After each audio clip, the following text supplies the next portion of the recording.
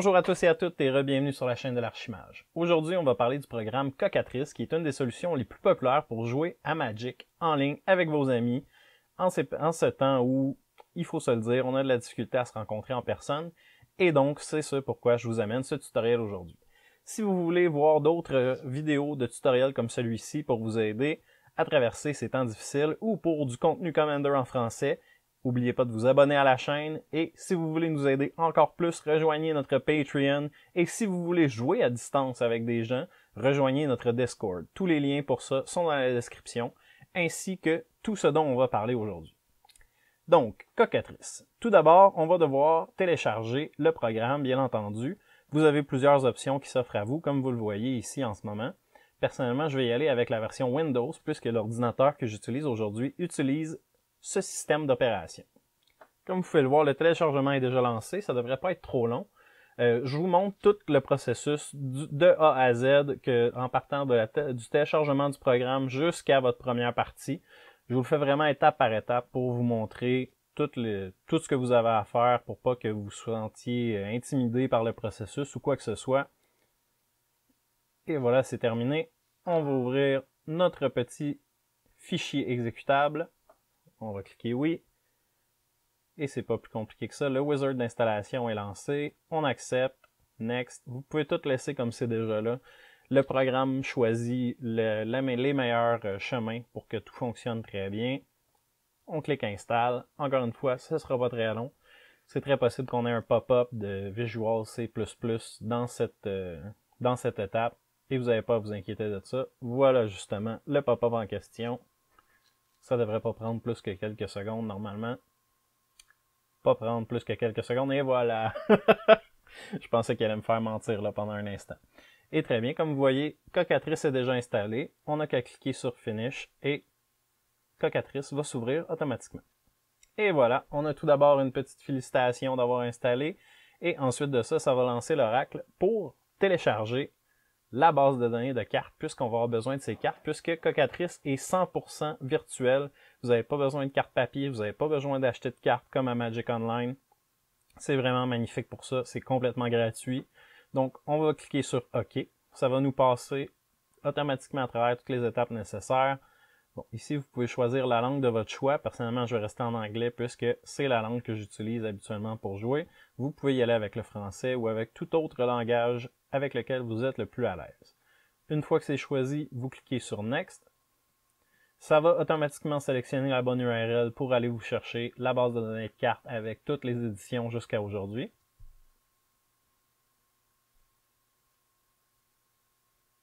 Encore quelques secondes de téléchargement, pas plus. Ensuite de ça, on devrait voir toutes les cartes apparaître, toute notre base de données au complet apparaître sur le côté gauche de l'écran. Et voilà, on a importé 21 530 cartes. Et on va simplement cliquer sur Save. Il va ensuite nous installer la base de données de jetons. On va cliquer sur Suivant. Et voilà, c'est terminé. On va cliquer Finish et on devrait voir les cartes apparaître sur la gauche. Si on ne voit pas les cartes apparaître sur la gauche, on va tout simplement relancer Cockatrice pour en fait déclencher leur apparition. Et voilà, tout est apparu. Il nous dit que on est en train de runner Cockatrice pour la première fois. Il va nous amener à la fenêtre pour en fait manager les sets. Ça, ce que ça va déterminer en fait, c'est quelles cartes vous allez voir dans les arts apparaître. Si vous préférez les arts de Zendikar Rising par exemple, ou peu importe quelle autre édition, vous avez simplement à la sélectionner et ensuite de ça la bouger vers le haut comme ça. Personnellement, je vais laisser ça comme c'est déjà, puisque je veux jouer à Magic, je me fous un peu des arts pour l'instant. Donc je vais tout simplement laisser ça comme ça et cliquer OK. Comme vous allez voir, toutes les cartes dont on a parlé, les 21 530, sont maintenant disponibles sur la gauche de l'écran. Lorsque vous allez vouloir chercher une carte, vous avez simplement à écrire à côté de la loupe le nom de la carte en question. On va y aller avec un favori de notre format, Cyclonic Rift, et voilà, pas plus compliqué que ça à trouver. Vous double-cliquez dessus pour l'ajouter au deck que vous êtes en train de créer, tout simplement. Aujourd'hui, par contre, on ne va pas créer un nouveau deck, on va y aller avec la route facile, la plus facile en tout cas.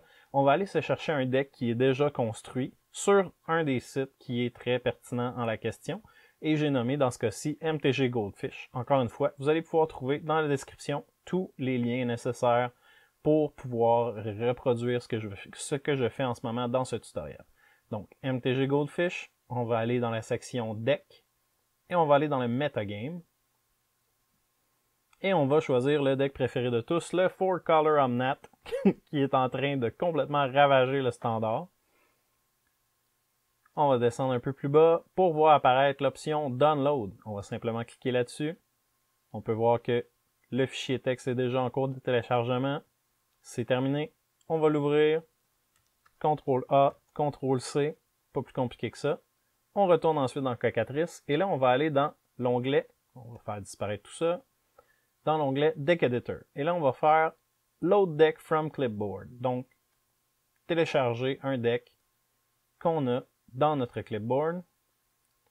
Non, on va pas garder les changements puisqu'en fait, on a juste ajouté et retiré Cyclonic Rift. Voilà ce qu'il y a dans notre clipboard. Parfait, c'est bien le deck qu'on voulait.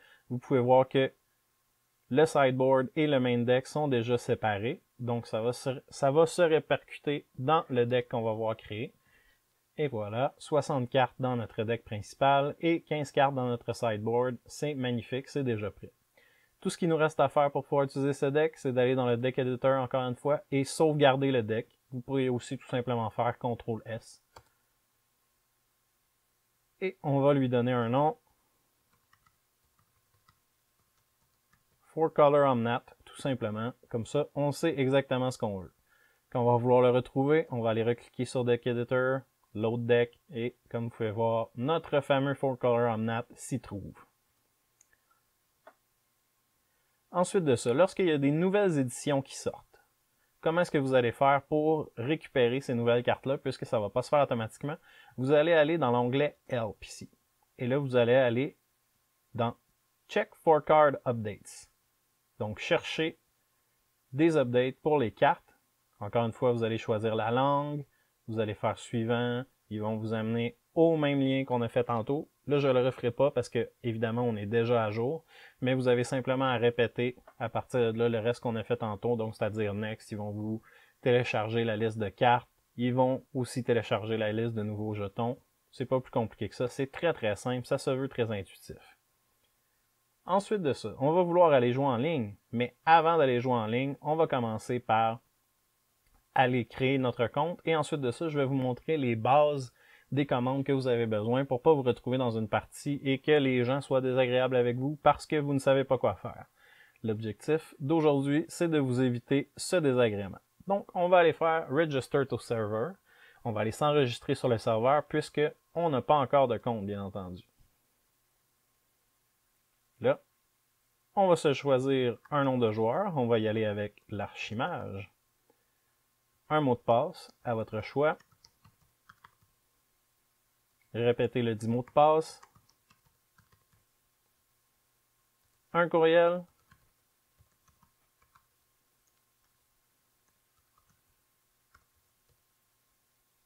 Répétez le 10 courriel.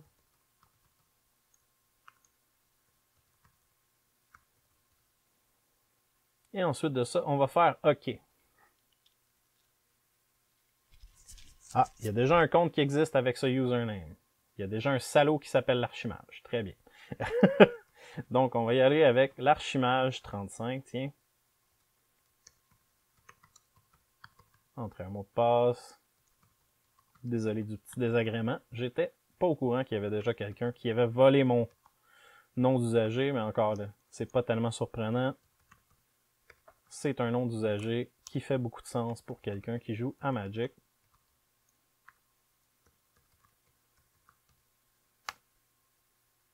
Et voilà. Donc ensuite de ça, ils vont nous envoyer une clé par courriel qu'on va devoir entrer dans la boîte ici pour confirmer que c'est bien notre adresse courriel.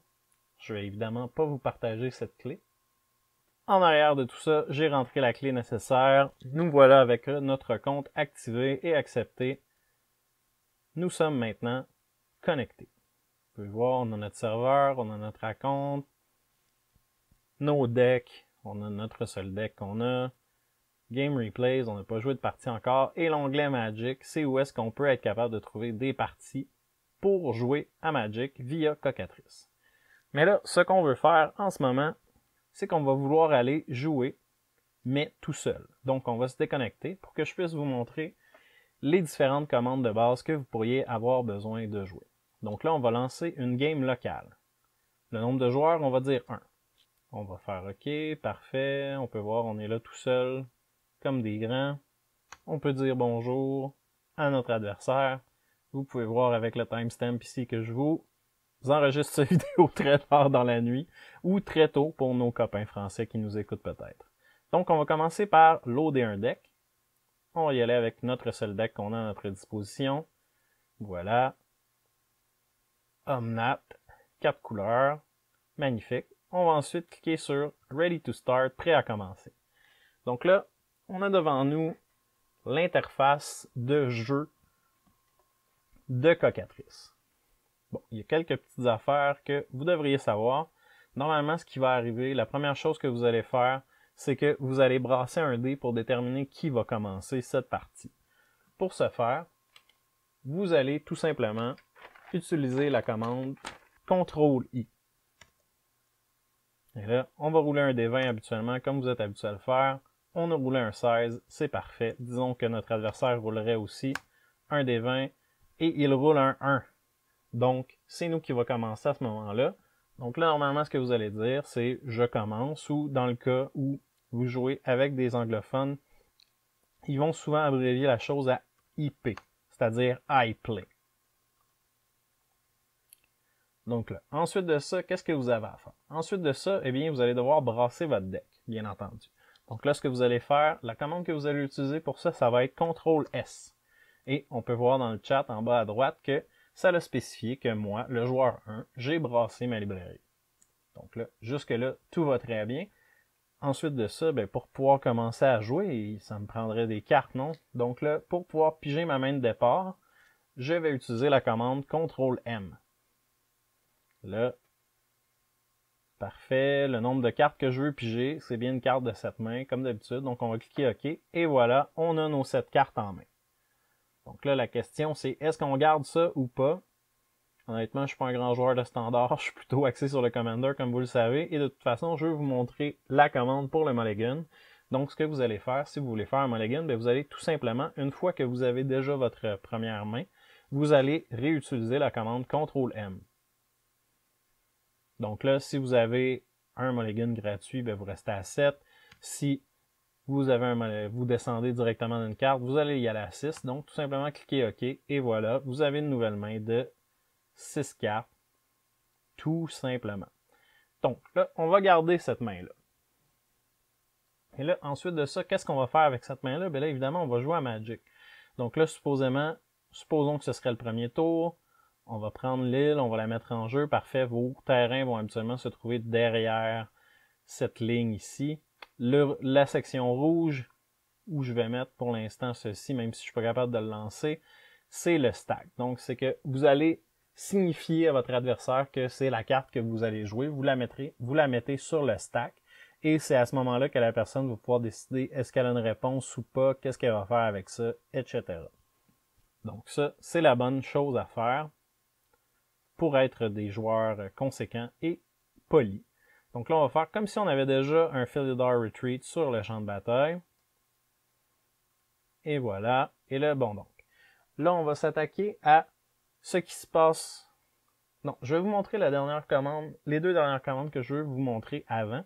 C'est-à-dire le untap et comment piger des cartes ensuite de ça pour la suite de vos tours. Donc, si vous souhaitez taper une carte, vous pouvez tout simplement double-cliquer dessus. Et voilà, la carte est tapée. Si vous souhaitez détaper tous vos permanents, vous allez faire CTRL-U.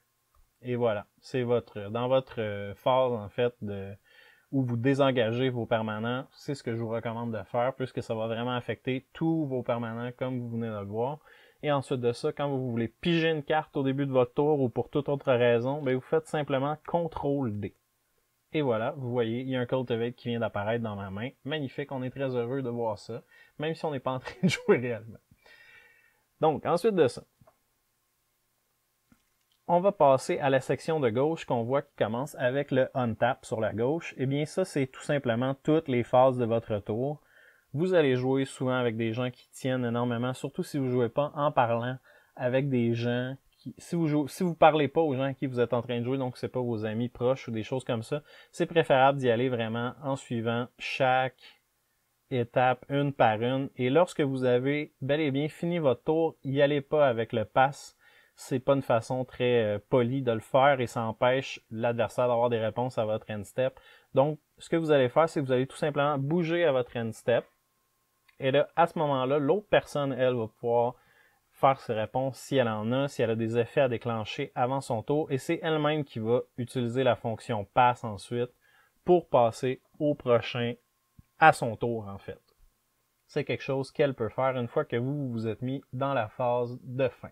Ensuite de ça, je vais vous montrer autre chose qui est très basique et que vous allez probablement avoir besoin. On va vouloir créer des jetons. Donc, comme vous pouvez le voir, vous utilisez CTRL-T ou vous pouvez tout simplement cliquer droit dans la zone du champ de bataille. Et là, vous avez une panoplie de choix de jetons que vous pouvez créer. C'est magnifique. C'est vraiment tout là. C'est par rapport à la base de données de cartes qu'on a. Donc, c'est sûr et certain que si on a besoin d'un jeton, il est là. On va simplement créer un petit token fée pour notre part. Il est magnifique. Il est beau. Il est là. Si vous souhaitez en créer plusieurs, eh bien, vous pouvez tout simplement faire clic droit sur le jeton en question et faire clone tout simplement pour recréer le même. Et vous pouvez faire CTRL-J également si vous voulez en créer beaucoup très vite. Et comme vous venez de le voir, l'interface s'adapte au nombre de cartes qui sont sur le champ de bataille. Donc, ça va se trouver à s'agrandir de plus en plus. Et vous aurez donc accès à toutes vos cartes nécessaires pour pouvoir continuer. Advenant le cas où on va s'imaginer que le Philidor Retreat ici est un Planeswalker pour quelques instants. On va faire clic droit dessus parce qu'on veut savoir combien de loyauté a notre Planeswalker. Donc, comme vous venez le voir, j'ai simplement fait ajouter un compteur. Je peux aussi faire 7. Donc là, à ce moment-là, ça, c'est bien plus adapté pour les Planeswalkers. Disons qu'ils commencent avec 5 loyautés. Je vais tout simplement mettre 5 et comme vous le voyez, c'est bien indiqué sur la carte. C'est simple pour mon adversaire et pour moi de savoir où il en est rendu. C'est magnifique, c'est pas plus compliqué que ça. Et voilà. Et là, vous avez aussi la magnifique possibilité de créer des jetons par rapport à ce que vous avez sur le champ de bataille. Donc ici, on peut créer des chats. Donc on peut tout simplement, hop, et voilà, cliquer sur le token chat et ça nous permet d'en créer un automatiquement et de ne pas se casser la tête avec ça. C'est magnifique, c'est vraiment très bien fait. Je m'attendais à ce que ça soit plus difficile et plus compliqué à comprendre le système, mais honnêtement, j'ai été très très agréablement surpris. Et là, il y a quelques dernières petites choses que je veux vous montrer avant que j'aille vous montrer comment faire pour rejoindre une partie. Et on va faire le clic droit sur la librairie. Comme là, vous allez voir, on a une panoplie d'options qui s'offrent à nous, que ce soit piger une carte, piger des cartes, annuler notre dernière pige, brasser notre librairie, voir les cartes du dessus. Par exemple, si on a un Sensei's Divining Top et qu'on veut voir les 3 cartes du dessus. Et voilà, elles sont là. Et là, ensuite, si on veut les bouger, et bien là, vous pouvez l'envoyer sur le top, vous pouvez l'envoyer en dessous, vous pouvez l'envoyer dans votre graveyard, vous pouvez le prendre dans votre main, dépendamment de ce que vous avez besoin de faire. Parce que comme dans une vraie partie de Magic, le système de cocatrice ne fait absolument rien automatiquement pour vous, donc vous devez absolument garder le contrôle sur tout ce que vous faites dans la partie. Donc si vous avez un effet qui vous dit de regarder les 3 cartes du dessus et de choisir une carte, la mettre dans votre main, vous devez prendre les différentes étapes pour faire ces actions, évidemment. Et là, vous pouvez révéler votre librairie, vous pouvez révéler les cartes du dessus. Bref, vous voyez tout ce qui est disponible pour vous. C'est vraiment magnifique. Ça vous permet de prendre n'importe quelle action que vous avez besoin de faire, dépendamment des cartes que vous jouez.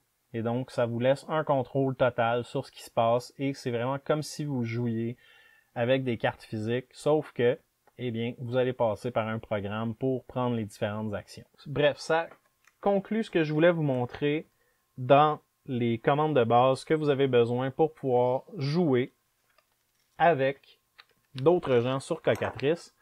Je vais maintenant vous montrer comment faire pour rejoindre une partie. On y a touché un peu tantôt, on va être honnête. Là, on va on va quitter cette partie, on va dire oui. Et là, ensuite de ça, on va retourner à Cocatrice et on va se connecter. On va entrer notre nom de joueur, l'Archimage 35. On va rentrer notre mot de passe, que je ne vous partage pas. Et on va sauvegarder le mot de passe pour que, dans le futur, on puisse tout simplement se connecter directement. Et voilà, et là, on vient de revoir les différents onglets qui étaient présents tout à l'heure réapparaître. Donc, pour rejoindre une partie, on va aller dans l'onglet Magic. Et là, on a un paquet de parties qui sont disponibles pour nous. On peut écrire dans le chat pour se chercher des amis, pour chercher des gens avec qui jouer. C'est superbe, on voit ici que j'ai écrit à 2h26. Merci Megdin Kedonk de nous répondre et de nous permettre de montrer cette option aux gens. Et voilà, comme vous voyez, comme je vous disais, il y a des gens qui sont très poussés sur, à savoir connaître les règles, utiliser les phases, bref, les gens veulent jouer, se faire du plaisir et c'est pas tout le monde qui a un esprit de professeur et qui va vouloir vous montrer ce qu'il y en est. Et c'est pourquoi je voulais vous montrer au moins les bases. Donc, c'est ce qui conclut ce tutoriel pour débutants pour Cocatrice.